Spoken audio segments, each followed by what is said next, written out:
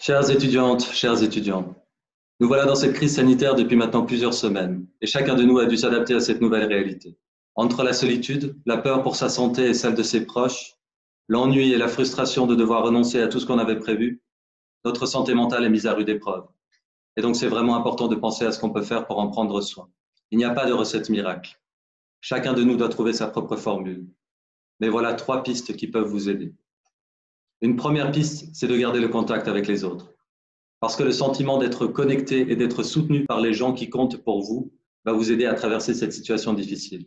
Mais attention, garder le contact, ça ne veut pas dire être constamment sur son téléphone.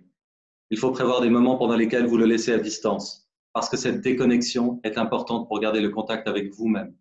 Une deuxième piste importante, c'est de garder un certain rythme dans vos journées, même si dans le contexte actuel, la tentation est parfois grande de se laisser aller.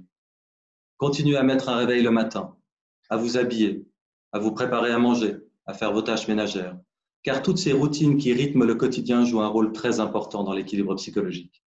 Il faut donc à tout prix les maintenir autant que possible. En dehors des routines, il y a certains types d'activités qui jouent un rôle particulièrement important pour garder le moral. Ce sont les activités dites plaisantes ou ressourçantes, c'est-à-dire celles qui vous apportent un sentiment de satisfaction personnelle. Un exemple d'activité ressourçante, c'est le sport ou les activités physiques en général. Si vous faites une activité physique, c'est très important de la maintenir en ce moment. Et si vous n'en faites pas, c'est peut-être l'occasion de vous y mettre. Et pour cela, pas besoin de sortir de chez vous.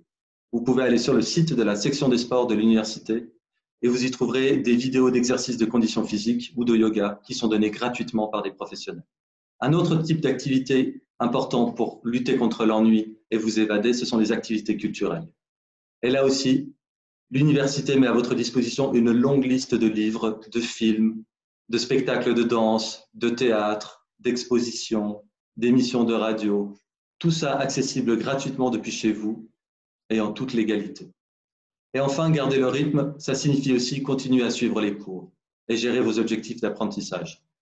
Même si c'est difficile de rester motivé quand on ne va plus à l'uni et que tout se fait à distance, c'est vraiment primordial de s'imposer une discipline de travail et de s'y tenir pour garder le cap.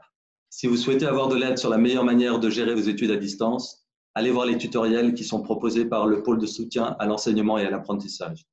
Vous y trouverez plein d'informations et de conseils utiles. Une dernière piste enfin pour préserver votre santé mentale, c'est de vous autoriser à vivre toutes les émotions parfois très désagréables que cette situation provoque en nous.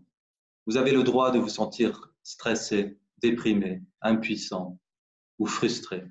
Même si elles sont difficiles à gérer, ces émotions donnent du sens à ce que vous êtes en train de vivre et elles vous aident à vous adapter à cette nouvelle réalité.